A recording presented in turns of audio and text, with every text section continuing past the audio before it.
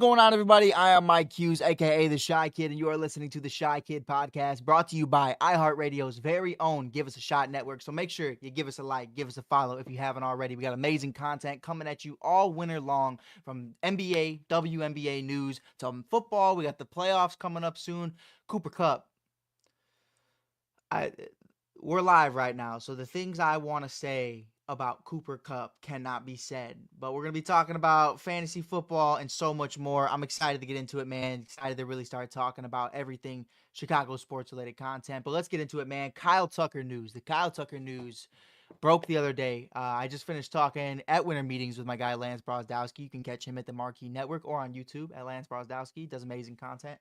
We were kind of talking about when are the Chicago Cubs going to bring in a superstar? You know, for me, brother, it really comes down to the simple idea of bringing in somebody who's going to have success for the next 5 to 10 years in this organization. You know, I know we're in this new era of baseball where everybody's getting $15 million deals and everybody's signing over $400 million contracts. But I think for me, at the end of the day, man, what I want to see from the Chicago Cubs is an attempt. That's what we haven't seen. You know, if you can't land Juan Soto on an $800 million deal, that's fine. You know what I mean? Like, it's hard to really compete with that kind of market. You know, guys like Steve Cohen don't fall from trees. Ask the Oakland A's. Ask the Chicago White Sox. Ask the Kansas City Royals, who have to build from within in order to contend and still come up short the majority of the time because they can't put that team over the hump. So I get it, you know, but this team is owned by a wealthy organization who just built a casino, who just built a hotel, started their own TV network. I mean, let's be completely honest. The Chicago Cubs, who have done a complete revamping of Wrigleyville, turning it into some Disney World product of Wrigley World. I don't even know what you would call it. It's like a fraternity. It's like a college campus. So to be able to see all these things happening and then telling me that we're not interested in making a legitimate trade or a legitimate signing for a superstar caliber player when we let the walks of Chris Bryant, Kyle Schwarber, Anthony Rizzo, and Javier Baez go. Granted, did their careers suffer later on outside of Kyle Schwarber? Yeah, for the most part. But you can't sit here and tell this fan base to fill 40,000 seats every single Friday at 120 without a real legitimate name on this roster. We got the Dansby Swansons, we got the Cody Bellingers, you know, the Gold Glovers and the former MVPs and the World Series champs. That's great.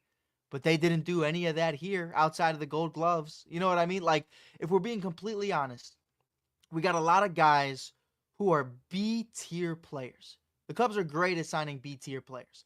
Dansby Swanson, a great pillar for a championship team. Cody Bellinger, at this point of his career, he's a B tier player. He's a B tier player. You know, that's just what it is. You know, when he was on the Dodgers and he was an MVP, that's a whole different story for another day. But these are B tier players. You know, the Dansby Swansons, the Nico Horners, the Ian Happs, the Cody Bellingers. You need that A tier player. Kyle Tucker is that A tier player. And we heard the other day from Ken Rosenthal and several other reports, the Chicago Cubs are engaging in conversations with the Houston Astros to trade for superstar caliber player Kyle Tucker, only the age 27. Kyle Tucker, on one of his last remaining years of his deal, is looking to get paid. That's really what it comes down to. Here's where I'm at. Everybody is saying nobody wants to pay Kyle Tucker. Not nobody wants to pay Kyle Tucker. Please forgive me on that one. I'm sure several teams not named the Chicago Cubs would love to pay Kyle Tucker, but Cubs fans don't want to play with the money that comes with Kyle Tucker right now because obviously there's a lot that goes into that. There's a lot that goes into the financials, and are we going to be able to get into that bidding war? I'm not quite sure. I'm not quite sure if the Cubs are going to be able to withstand a contract like that to be able to compete with other teams, other organizations on keeping him. And that's a big problem right now. You know, a lot of people don't want to trade for Kyle Tucker simply based off the fact that he's not interested in re-signing on a one-year deal. You know, he's got 1 year left on his deal. He wants to prove it. He only played 78 games in 2024. It's important for him to be able to build as much stock possible. And I get it. You know, if you're afraid to trade for Kyle Tucker because you're afraid he won't re-sign at the end of the 2025 season, that's perfectly okay. Because the positive there is you're not the one that has to pay him. That's up to the Ricketts. What I would love to see is the Chicago Cubs trade for a guy like Kyle Tucker, and then he balls out. Say Kyle Tucker ends up having an MVP caliber season, and then the Chicago Cubs are going to let him walk? The Chicago Cubs won't even try or attempt to pay him $300 to $400+ million? That's where I think you'll get a real idea of where this organization is headed. Because if you just trade for him on a 1-year deal, kind of similar to Cody Bellinger on a 1-year prove-it deal, that's one thing.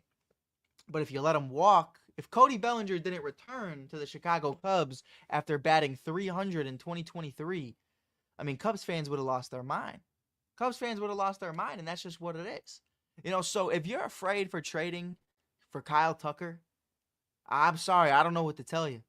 Big time players make big time plays. I'll give you an example. The Los Angeles Dodgers traded for Mookie Betts, not knowing if he was going to extend for the future. On a 1-year deal, they knew deep in their hearts that there was a shot. Maybe he went back to Boston. Maybe he went elsewhere. He's a Tennessee guy. Maybe he goes back down south. Who knows? But you got to take a chance. You got to take a chance. And if he falls in love with Wrigleyville, if he falls in love with Chicago and the Chicago Cubs fan base, then you're golden. You know what I mean? Like Cody Bellinger talked about it a million times. He wanted to be a Chicago Cub. Sure, the financials are going to come. And that just is what it is at the end of the day.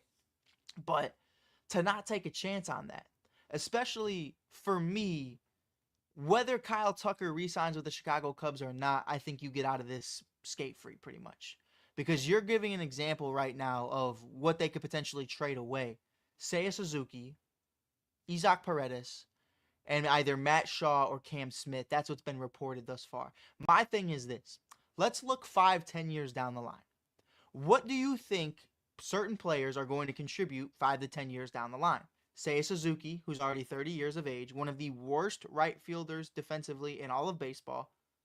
Great offensively, batting 280, he slugs. The guy has a great OPS, everything. But at the end of the day, 10 years from now, who is Seiya Suzuki? Will he even be in the league? He'll be 40 years old. Isaac Paredes, is he ever going to be anything more than a bridge gap third baseman? Is he ever going to be an all-star caliber player? Kyle Tucker, several-time All-Star, a Silver Slugger, a Gold Glover, a World Series champion, a top 10 player when healthy. That's the guy you make a move for. 10 years down the line, I think people are still going to be talking about Kyle Tucker. Will they be talking about Isaac Paredes? Will they be talking about guys like Seiya Suzuki? That's the question. And on the flip side, maybe Seiya Suzuki goes on to win 3 MVPs and 6 World Series championships. That's the game you play. And as it pertains to guys like Cam Smith is a baller. I have seen him play in person. I have watched him go to his day-to-day activities and how he goes about himself. I think he's a real baller. I think he's a ball player for sure. But at this point in time, he's nothing more than a double-A guy. And if you already got Matt Shaw, James Triantos and company, why not? Why not? You know what I mean? Like, I just watched the Boston Red Sox trade top prospects in the top 100 for Garrett Crochet. They're great prospects. One of the best catching prospects in baseball and Heel. But at the end of the day, you gotta make moves. Scared money don't make no money. The Chicago Cubs have been playing with scared money for years. Like, that's really where I'm at. That's really where I'm at. I am in full belief of what Kyle Tucker can provide for this organization. Kyle Tucker on the Chicago Cubs is a top 10 player in baseball and a fan favorite immediately. Whether they re-sign him or not, that's a completely different conversation. But at the age of 27, a career 274 batting average, 365 runs produced, 417 RBIs, with how many home runs? 125. Let me put this in perspective for you. In 2024, Ian Happ played over 130 games for the Chicago Cubs, led the team with 25 home runs on the year. Kyle Tucker, in 78 games, was too shy of tying Ian Happ with 23 home runs. In 78 games, on pace for over 50 home runs on the year. He's a 3-time All-Star, a World Series champ, a Gold Glover, a Silver Slugger. He's 27 years old. Is he Juan Soto? No. But who is? Who is Juan Soto? You know what I mean? Who is Shohei Ohtani? Kyle Tucker is Kyle Tucker. They don't call him King Tuck for nothing. Like, this is a guy that can lead your franchise to the promised land. I truly do believe that. He has been around winners his entire major league career thus far, around Alex Bregman, around Carlos Correa, around guys like Jose Altuve, MVPs. That's what matters. World Series experience, playoff experience. He has it. Is he Mr. October? No, but it all comes in time. It all comes in time, especially when you're the number one guy on your offense. So for me, it's a no-brainer. Trading for Kyle Tucker is a no-brainer to me. Like, listen, I understand. You're going to, at the end of the day, make the excuse, we shouldn't trade for Kyle Tucker because we don't know if he's going to re-sign with the organization. Didn't stop the Yankees from trading for Juan Soto. Trading the farm for Juan Soto. And they won a pennant. Did they lose the World Series? Yeah. But would they do that again? I bet your ass they do. The Dodgers trade for Mookie Betts. They don't know if he's going to re-sign. They go on to win a World Series with him that same year. If I'm not mistaken, it was that same year. And then they extend him on a 12-year deal. Yeah, there's some will come, some will go, and that is what it is. But if you're not taking a chance, what are you doing? This organization is desperately in need of a franchise player, and that's Kyle Tucker. If you look at that lineup going into 2025, let's say for sake of argument, you trade Seiya Suzuki, Isaac Paredes, and Cam Smith. If you can rock out with an offensive core of Kyle Tucker, Nico Hoerner, Dansby Swanson, P. Crow Armstrong, and guys like Matt Shaw and Moises Ballesteros on the rise, Ian Happ, like, you got yourself a squad. You got yourself a nice little team right there. Taking away Kyle Tucker from that lineup changes the entire lineup. And I know this sounds crazy, and I know it's definitely going to be one of those conversations that later on, I might get clowned for, but it is what it is. This is a 4.7 WAR player. A career 23 WAR. 2024, he has a 4.7 WAR. That's fine. He only plays in 78 games. Throughout his career, he is a 23.0 WAR player. Kyle Tucker is one of them ones. When he's healthy, Kyle Tucker is one of the best right fielders in all of baseball. One of. I would say Mookie Betts, but I mean, shortstop, second base, he's Mr. Do-It-All. You know what I mean? Mr. Make It Happen, Mookie Betts. But that's just where I'm at, man. I don't see it. I don't understand how we can just sit here and not take a chance on a guy like him. You know what I mean? And I'm trying to read as many comments as possible. Let me get through these really quick. Appreciate everybody tuning in, man. Appreciate everybody being here. Just reading some comments really quick. We got a lot of Jared Goff guys in here. But yeah, man, I'm fully here for this, man. I'm fully ready to get a guy like him. I just think that's what it comes down to at the end of the day. You have to be able to make a move like this, and here's where I'm at, right? Because I mentioned it a little bit earlier. Somebody said, "Are you afraid?" Let me set up real quick. Somebody said, "Are you afraid of him only being on a 1-year deal?" I'm not. I'm not worried about it. I'll get my Kyle Tucker Cubs jersey and I'll rock it every single day. I'll be right in the bleachers yelling "King Tuck" every single Friday at 1:20 in right field. But I'll tell you what. It'll tell you everything you need to know about the Ricketts and where this organization is headed. If you trade for Kyle Tucker and you don't extend him after the 2025 season, not only does Jed Hoyer's seat get really hot, the Ricketts start getting a lot of heat. Because if Kyle Tucker bats 285, 30-plus home runs, 100 RBIs, and the Cubs make the playoffs, and you let him walk. Similar to what happened with Juan Soto, fans are going to be pissed. And not to say our team's not capable of having success, but I don't think we'll have a successful year in 2025 with Kyle Tucker the way the Yankees did with Juan Soto in 2024. I don't see a pennant in our fortune. That's just not in the cards at this point in time. Now, if we get Roki Sasaki, Kyle Tucker, and by the grace of God, you have a guy like Matt Shaw have a Chris Bryant-esque rookie year, all right, it's a different conversation. But if the Chicago Cubs have success and make the playoffs with Kyle Tucker for the first time in 5 years, how could you not re-sign him? How could you not look at him as the face of this organization? Kyle Tucker is a franchise player. And I would make the argument that if the Chicago Cubs are to add Kyle Tucker, he immediately becomes a top 10 caliber player in baseball simply because all eyes are going to be on him when the stage is the brightest. Cubs fans roll deep. 40,000 people will be chanting your name every single Friday at 1:20. Kyle Tucker will become a fan favorite immediately. It'll be the King Tuck show every single day at the Friendly Confines. So I'm excited. I would love it. I am not afraid of trading for Kyle Tucker. And like I said earlier, man, like I'm running in circles, so I truly do forgive me. I think for me, at the end of the day, trading for Kyle Tucker is a no-brainer, even if he is only going to be here for a year. Because at the end of the day, you have guys like Owen Casey and Matt Shaw and Kevin Alcantara and all these different guys in the pipeline. Is Seiya Suzuki really going to be here 5 years from now? Is he really going to be producing 5 years from now? Is Isaac Paredes a long-term guy at third base?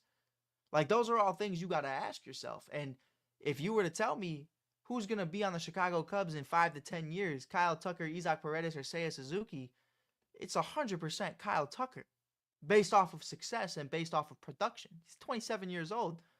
You know what I mean? Like, that's where I'm at. So, I mean, I think for me, it's a no-brainer at the end of the day.